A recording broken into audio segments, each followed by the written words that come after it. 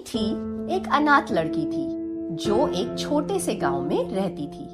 मीठी बहुत अच्छे चित्र बनाती थी। उसके चित्र इतने अच्छे थे कि दूर दूर से लोग आके उससे चित्र खरीदते थे। मीठी को जानवरों से बड़ा लगाव था। समय मिलते ही वो गांव के पास के जंगल में जाके हाथी, बंदर और चिड़ियों के साथ अपना समय बिताती थी। एक दिन गांव में एक डकैत आया। मीठी बाजार में अपने सहेलियों के साथ चूड़ियां खरीद रही थी। मीठी, तू कितने दिन अकेले रहेगी? तुझे अकेले रहने में डर नहीं लगता?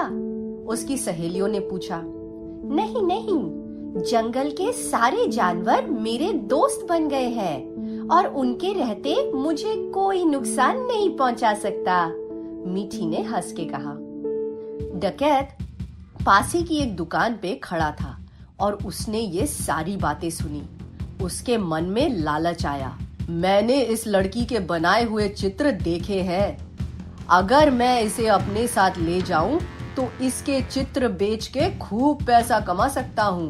फिर मैं आराम से अपनी जिंदगी बिता दूंगा। अगले दिन डकैत सफेद बाल और दाढ़ी लगा के मीठी के घर पहुंचा। मीठी वरांदे में बैठ के चित्र बना रही थी। मीठी बेटा, तुम कितनी बड़ी हो गई हो। कितने दिनों के बाद देख रहा हूं तुम्हें। डकैत ने झूठ झूठ कहा। आप कौन है? मीठी ने हैरान होकर पूछा। मैं तुम्हारा दूर का चाचा हूँ। तुम्हारे पिताजी ने मुझे तुम्हारे बारे में खत लिखा था कि उनके बाद मुझे ही तुम्हारा ध्यान रखना पड़ेगा। मीठी को बहुत खुशी हुई। अरे वाह, मुझे तो पता ही नहीं था कि मेरा कोई परिवार भी है। हाँ बेटा, अब मैं ही तुम्हारा परिवार हूँ। चलो मेरे साथ मेरे घर चलो। अब हम वही रहेंगे, डकैत ने बोला।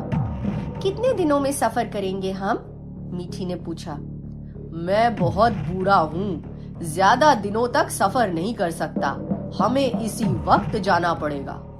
इतनी जल्दी? फिर तो मैं अपने दोस्तों को बता भी नहीं पाऊंगी कि मैं कहाँ जा रही हूँ। मीठी को दुख हुआ, पर तो भी वो जल्दी से सफर के लिए तैयार हो गई। थोड़ी देर बाद डकैत और मीठी घोड़े पर सवार होके चल दिए। रास्ता जंगल से गुजरता था और खतरनाक था। तभी एक कौवा उड़ते उड़ते जोर जोर से काव काव करने लगा। डकैत उसे भगाने की कोशिश कर रहा था, पर मीठी को उसकी भाषा समझ में आ रही थी। उसे कौवे की आवाज में सुनाई दिया। सावधान सावधान, खतरे में है तुम्हारी जान। मीठी हैरान हो गई, पर उसने डकैत को कुछ नहीं कहा। थोड़ी देर बाद एक हाथी उनके साथ दौड़ने लगा। डकैत ने जोरों से घोड़े को भगाया, पर मीठी को समझ में आया कि हाथी भी उसे बोल रहा था। सावधान सावधान, खतरे में है तुम्हारी जान। अब मीठी को चिंता होने लगी, पर उसने कुछ नहीं कहा। जंगल का थोड़ा सा ही रास्ता बाकी था कि तभी एक छोटा सा बंदर उनके साथ पेड़ों पर कूद कूद के जाने लगा। कौवा और हाथी की तरह बंदर ने भी मीठी को वही बोला। सावधान सावधान, खतरे में है तुम्हारी जान। अब मीठी को समझ आया कि ये आदमी उसका चाचा नहीं, बल्कि कोई ठग है। पर भागते हुए घोड़े से उतरने का सवाल ही नहीं था। तो मीठी सोचने लगी कि वो उसके चुंगल से निकलेगी कैसे। घर पहुंचते ही डकैत ने मीठी से कहा। मैं कोई चाचा वाचा नहीं हूँ तुम्हारा। मैं दुकान जा रहा हूँ रंग और दूसरी चीजें खरीदने। मेरे वापस आने के बाद तुम्हें रोज 5 चित्र मुझे बना के देने होंगे, ताकि मैं उन्हें बेच के खूब पैसा कमा सकूं। ये कह के डकैत घर में बाहर से ताला लगा के चला गया। मीठी परेशान हो गई, पर घर से निकलने का कोई रास्ता उसे समझ नहीं आ रहा था। तभी उसे बाहर से आवाज आई। काऊ काऊ, जानवरों की तुम हो दोस्त, तुम्हें बचाने लगाएंगे पूरा जोश। एक छोटे से खिड़की से मीठी को उसका दोस्त कौवा दिखा।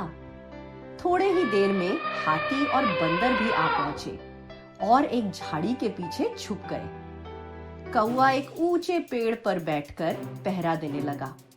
थोड़ी देर में कौवे ने चुपके से कहा, हाथी और बंदर तैयार हो जाओ, डकैत आ रहा है। जैसे ही डकैत घर के पास पहुंचा, हाथी ने सूंड में पानी भर के जोर से उसके ऊपर छिड़क दिया।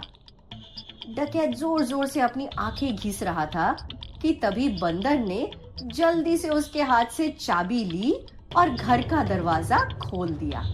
मीठी भाग के बाहर आ गई। कौवा एक लंबी रस्सी ढूंढ लाया और मीठी ने तुरंत डकैत को बांध दिया। अब मीठी हाथी पर सवार हो गई और बंदर और कौवे के साथ जंगल के रास्ते घर आ गई और उस डकैत ने दोबारा कभी उस गांव में कदम नहीं रखा।